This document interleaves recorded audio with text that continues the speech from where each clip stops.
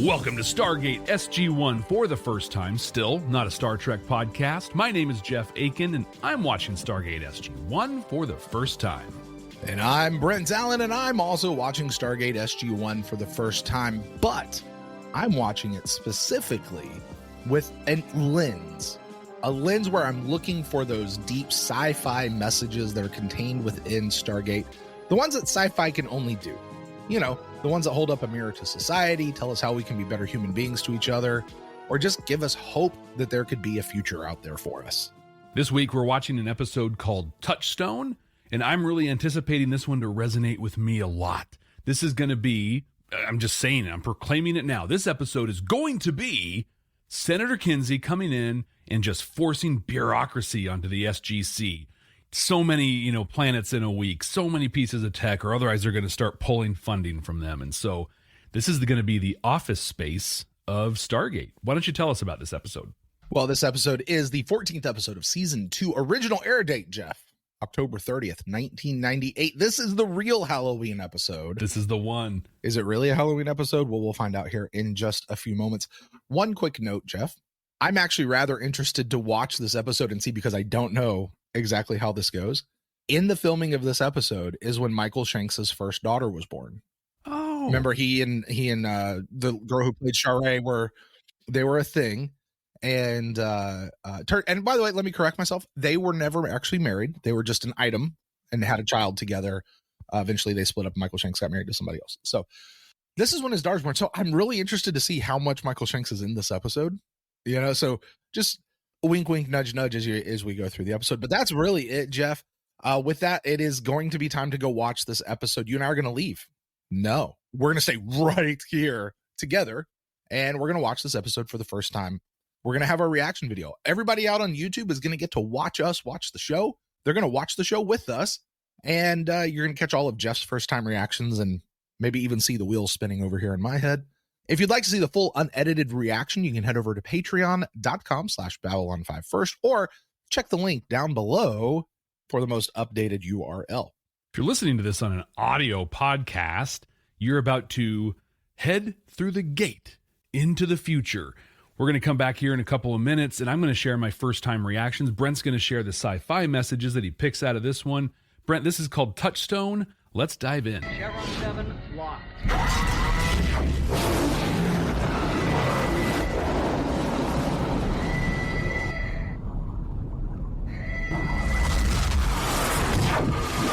We're heading to PX7941, or Madrona, for those of us that can't keep track of all those P names. The team's been studying the stuff they gathered when they were there before, and they want to learn more about their weather control device, the Touchstone. Even Jack is eager to let Carter use her doohickeys to study it. But once they get there, the Touchstone is gone. The Madronans blame SG-1, but it was apparently some other humans wearing SGC uniforms, so they agree to help the Madronans find their Touchstone. While SG-1 is investigating possibilities on Earth, they get news of wild weather conditions across the planet. Flooding in Albuquerque, Phoenix, and Palm Springs, stuff like that.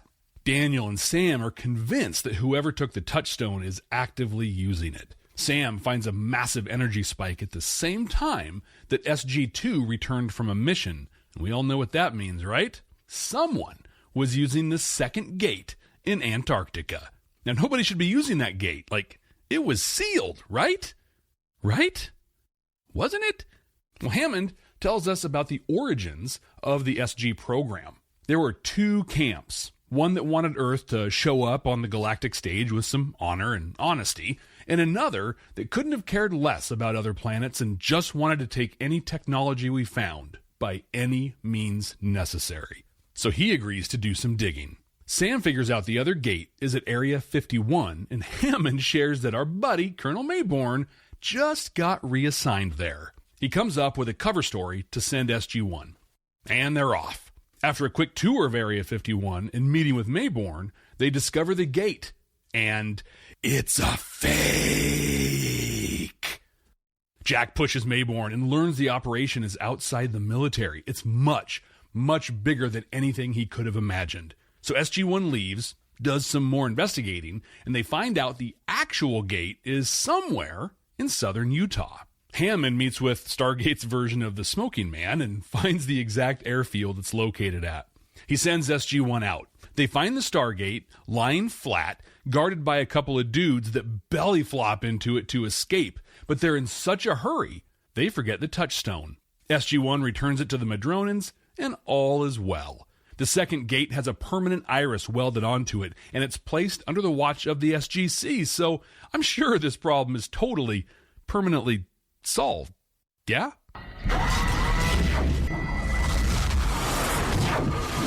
All right, Jeff, so we've just watched Touchstone for the very first time. The episode ended 15 seconds ago. Your first thoughts, go. There was this neat plot that they did about this weather control device and this race on the planet called Madrona or whatever. That means nothing. Not important at all. Just kind of a plot device. It's the MacGuffin. Yeah. Here you go. Here's the thing. Now, what we have is like, I love this. Because now we're putting that thing in place where we can't trust our own teams. We don't know who's like on the pure Stargate side trying to live the mission and do the stuff, and who's on this mysterious kind of civilian driven thing that is tech at any cost. We've got the conspiracy going. And I love the way they set Mayburn up in this whole thing. We're like, he's clearly the face, right? Like he's clearly involved. But he's good enough at what he does. He's slimy enough to just not give him anything solid. I'm excited about this storyline. It's cool that they set him up in Area 51. We got to see that, which is, I mean, of course that happened. Of course we ended up there. I think we have a new character that we might be seeing from time to time named Whitlow. It's a buddy of Hammond's who he owed Hammond a favor, so he got some information that led them to where the Stargate was, because that was another cool thing about this episode is it called back to season 1's Singularity, and it was about that Stargate there. So it's some neat continuity. But this guy Whitlow had some information. He seems to be pretty influential, powerful guy. They spent a good chunk of time like making sure we knew his name and his connections. So I wouldn't be surprised if we see him more often. I was kind of frustrated with a couple of things in this episode. So the Madronans or whatever, their chieftain guy, like at the end we were speculating, like, is he supposed to be blind or is he just drunk? Like just really weird acting choices that didn't make sense. I looked it up. He is supposed to be blind. Well, that's fine. But being blind doesn't mean you talk like this when it's like, okay, let's... Mm-hmm.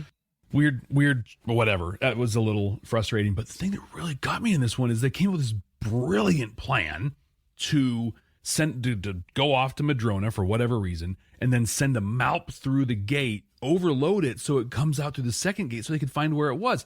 Whole point they're talking about is we'll send it through, we'll have GPS running so we can geolocate it and know what's up. MALP comes out and they're like, hey, let's get the cameras online. And then like, minutes later, hey, let's try and line this up with the GP. The whole reason they sent it. What are you doing? Yeah. There's a lot in this episode that probably has nothing to do with the story or Stargate or anything, but really spoke to me. These massive assumptions that processes just work, that systems just work, that everything's going to turn out fine. It started earlier with Hammond saying, if anything happens to this Stargate, if anybody so much as sneezes around it, I get a report. Do you really, though? Right. I've been assured from the highest levels that gate has been shut down and destroyed. Really? Because it sure seems like that hasn't happened here. And so from a just organizational kind of a thing, process improvement with my Lean and Six Sigma stuff, it's just like, oh yeah, this is good juicy stuff. But it played out in like this. So I think the overarching story, correct me if I got this wrong, but there's some mysterious faction that when they were building the Stargate program was advocating that we go out and we grab tech by any means necessary. We don't consider intergalactic implications, diplomacy or things with other races. We just snag it and use it as we want. Mm-hmm. They were quiet. They were whatever. Not enough strength to make that happen, but it seems like they're making it happen anyway. On the sly, there's some civilian oversight that's making making things happen and getting them going there. But I think that the fact that organizationally in the DNA of the Stargate program, of the Air Force, of the military construct, all the way up to the president, is built around the assumption that a decision was made, there's a system in place, so we're fine. Right. And the civilian crew, I'll just call them the dark faction or whatever, they're totally leveraging that to getting in there and just, they think everything's going to be fine, so we'll just sneak in and do our own thing. I hope that this is a long-standing storyline that will span seasons and is just going to be little pieces that show up, like annoyingly or whatever, as we're doing. Specifically, I'm sorry, specifically, you're referring to the storyline of this other agency that's trying to do something. That's the one you want to see that spans seasons. Yes, the dark faction thing. And they show up, the occasional heist, the occasional thing or whatever, and builds up and up, because like we're going to deal with the Tok'ra and the Jolinar stuff, I think, through a lot of this season. So here we've introduced this concept. I hope that we see it kind of pop up a little more. But I think this is a lot of fun. Like I feel like I enjoyed this episode more than I should have, but I really had a good time watching this one. I think if you're listening on the audio and didn't get any of our reaction to this, I think we had some good deep dives and some good conversation things that come out of it. Like, I don't know, this is a maybe better than it deserved to be episode. Jeff, do you remember when we did The Enemy Within? And I said to you, this is not an episode I like. Yeah. But after going through it with you, like, my opinion of the episode skyrocketed. Mm-hmm. Touchstone is not an episode I like. Really? Touchstone is an episode that, frankly, I forget exists every time I go through the show. Wow. And it's not until I get to this point that I go, oh, yeah, I forgot about this episode. Like, the one image that I actually remember is when the Stargate is laying down and it whooshes up out and they do this, like, diving thing, like belly flop, full-on belly flop into the Stargate, right? Yeah, dude puts his arms out and everything when he goes in. Oh, yeah. That's the only one that I remember. Can you imagine what that's like coming out on the other side?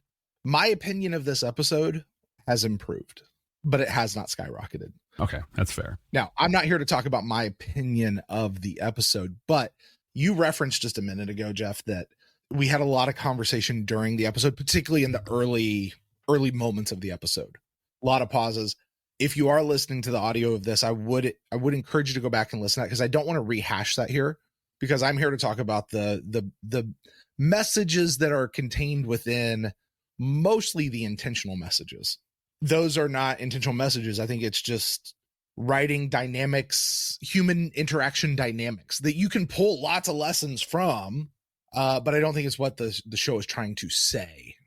If it wasn't two people with extensive experience and training and education around leadership and management and processes, if it's not that, all that stuff we talked about in their flight is just like, there are people who watch that and they're like, well, I never even would have considered that as a thing.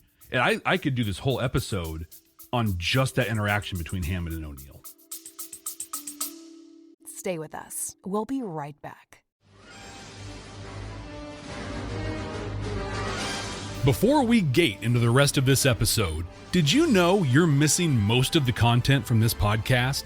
Stargate SG-1 for the first time has an active and exciting Patreon that you can join right now by clicking the link in the show notes. Not only will you get access to the full, unedited podcast and reaction videos, you'll also be able to join a growing, vibrant, maybe even an intergalactic community. Subscribers even get access to all of our content from Babylon 5 for the first time. Don't miss out on this content and the amazing people. Just click the link in the show notes. Tilk thinks you should do it right now. Indeed.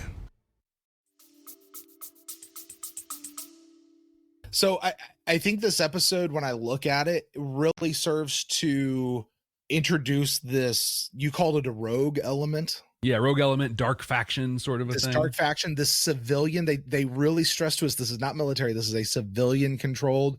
There's lots of politicians or a politician or some sort of politician that's pulling some strings here. People who wanted all the stuff brought back. And Jeff, we've met people who, you mentioned Senator Kinsey earlier. I don't know if you remember General or Colonel Kennedy, I think was his name. Again, back during the Enemy Within. Yep. You know, he just wanted to take Teal'c and take him back, and real Bruce Maddox type of thing, you know, going on with Teal'c. So there are those people out there. And what I love about that is that's 1,000% believable. For as patriotic as I am, and I do, I love my country, Jeff. I love being here. You served your country. I love being here. I'm also not unaware that there are people, individuals, and lots of them who think very differently than I do and do things that I find damn distasteful. I say all of that to say, let's talk about the message in the mirror to society. Yeah. When we find ourselves in a spot where, hey, there's some damn distasteful stuff happening over here. What I love is what we see in this episode is Jack, Sam, Teal'c, and Daniel go to the planet, and they're completely blindsided by, oh, there's another group that came in and they look just like you and they were dressed just like you and they stole our stuff. And like, we didn't do it. Recognizing that those people were telling the truth, you know, or at least giving them the benefit of the doubt. They said, okay, we'll take care of this. We're going to go home. And they came home, they took it seriously. And Jack went and he had that conversation with Hammond. They went and they figured some stuff out. They went and they went to see Mayborn. They didn't let Mayborn off for anything. Mayborn was acting his butt off until he stopped and then fully confessed to, yes, he's the guy who, if he's not in charge, he at least knows exactly what's happening and who's who and what's going on. And Mayborn's all sorts of dirty. It was brilliant how he did it, because it was literally like, hey, I am the guy. Also, I'm not telling you I'm the guy, and I'm not telling you there's another guy, but like me or someone else are the guy, and there's a thing going on here, but I'm not giving you anything on it. But 3 seconds earlier, you could see it in his eyes. He was like, oh my God, what happened? What happened? I don't know. And they're just like, they're not even buying it for a second. And I think like in a regular TV show, that scene, that moment where his eyes are like, oh my gosh, that would have been a push to close up to commercial, and that would have been the end of the scene. But it kept going, and Jack's just like, more, tell me more. We're not like, you're full of it. And that broke him, and it was great. And so they go and they keep working. And, you know, there is this thing Hammond brings up. I don't want you shooting on our own people who may just be acting under orders. Of course, Jack breaks that whole thing because he shot multiple times without actually having it be a last resort. And they were not being fired on at the time and all that sort of stuff. But this is one of those where it's people are assuming responsibility to be faithful and honorable to the other people, even if it means busting your own folks. Mm-hmm. And when I talk about intentionality of message, I think that's I really do think that's a lot of what our writer was trying to get across, that here in a situation like a Stargate command, okay, something that's very secret, very being done, we go out, we make friends with a lesser known group of people. Bad stuff is happening. Okay, we'll take care of this. They're not just gonna be like, oh, well, I guess that's just some of our own people, and, you know, I'm not gonna do anything to them. Sorry about your luck. You know what happened here, Jeff? They learned. Last week, we said, listen, this happened to them twice. They met the Nox. They met, who was it last week? Salish and the Spirits. And they screwed up on both accounts, locked themselves off to those people. And in this one, they went and did what they needed to do.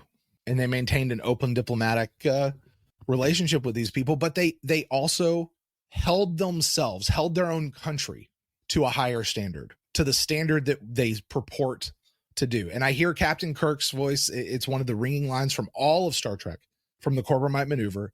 It's time to see if our high sounding morals carry any weight.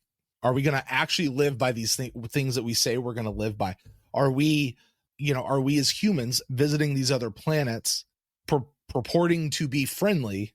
Are we going to make sure that we're not being abused, even by people who are of our own, from our own place, who are real seedy? I'm going to protect you against your enemies and the bad parts of ourselves. Foreign and domestic. There you go. That's the phrase. We have our own stuff, and we've got to take care of it. I love it. I love it. Jeff, I'm giving this one 2.5 chevrons. 2.5? 2.5. That works. I think that works. Yeah. I think the vast majority of this episode was all about this rogue group and Mayborn and NID and what's going on. As you said, the whole thing with the Touchstone and those people, they're so forgettable. it's a MacGuffin through the whole show, but I love that. I love this particular message in the show. I might have gone low. This probably could have been a little bit higher on it, but that's where I'm gonna put it. But one of the things I like, and you said, is like, this is showing that they're learning, and specifically from just last week. Last week, the way that O'Neill was able to kind of make everything cool was being accountable. Like, hey, let's just tell the truth here. Let's get it all out. Let's say what we did that we probably shouldn't have done or said. Let's talk about this thing over here and just get it out. Same thing happened here in that, hey, it wasn't us, but it was us. And so we'll go take care of it. Like, we will take accountability for this thing that we didn't do, but because of everything, we're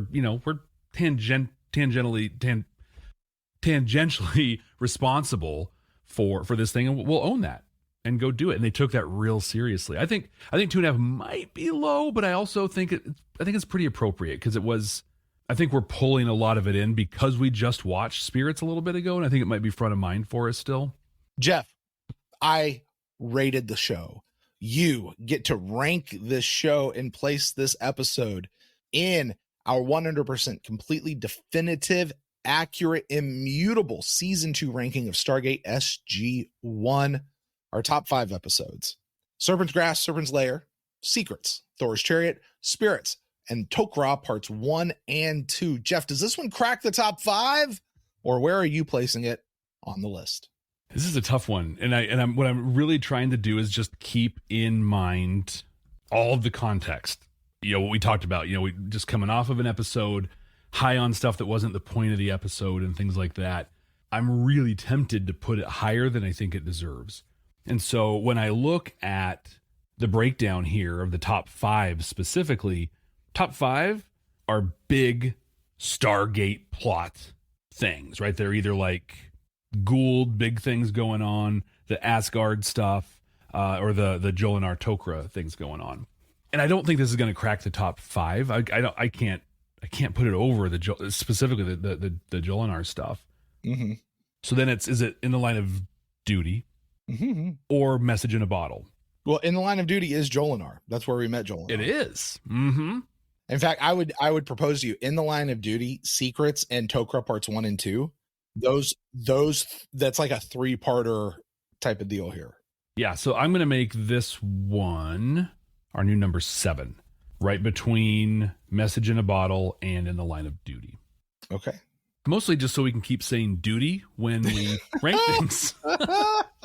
All right, Jeff. Well, that is going to do it for us for this episode of Touchstone. Would you care to know what the next episode's title is? One of these days I'm going to say no, but right now, yes, I want to know. And when you say no, I'm going to say too bad. I'm going to give it to you anyway. I'm actually super eager to hear you make a guess on this particular episode, just based on title alone. The name of the title is The Fifth Race. The 5th, like the number 5? Yep. 5th race. The Fifth Race. We got humans, Tauri. Yeah. We've got Gould. Okay. We have the Asgards. Who else is there? There's the Nox. Uh-huh. There's the Enigma. The Tolan. That's the Tolan. Yeah. Yeah. So I don't know. The numbers aren't important for me right now. We're going to meet a new race, and they're going to be a big major player of some kind. That's my guess. You're a good guesser, Jeff. You're a good guesser. That, or it's going to be some foot race thing, or like this is going to be the Delta Flyer going and competing in a quadrant wide race. Is it now? Jeff, I am writing something down here. Okay.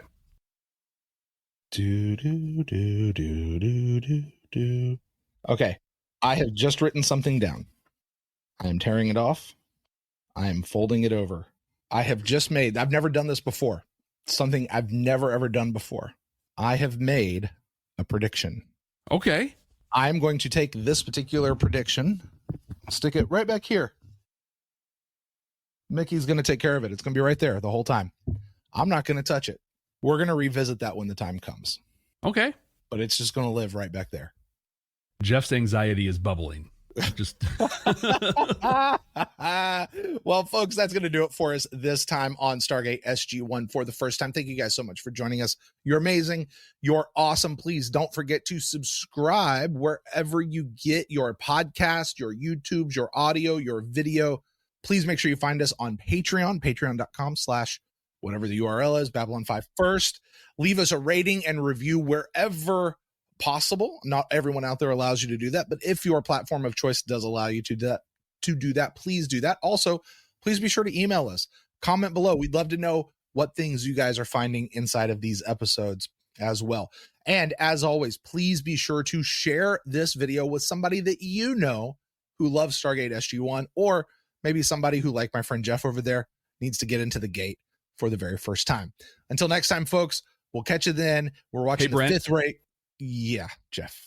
When I showed up today, I just want to really make it clear that I came in peace. And I intend to also leave in peace. One piece. It's not going to happen, is it? Not doing it. Oh, God. No.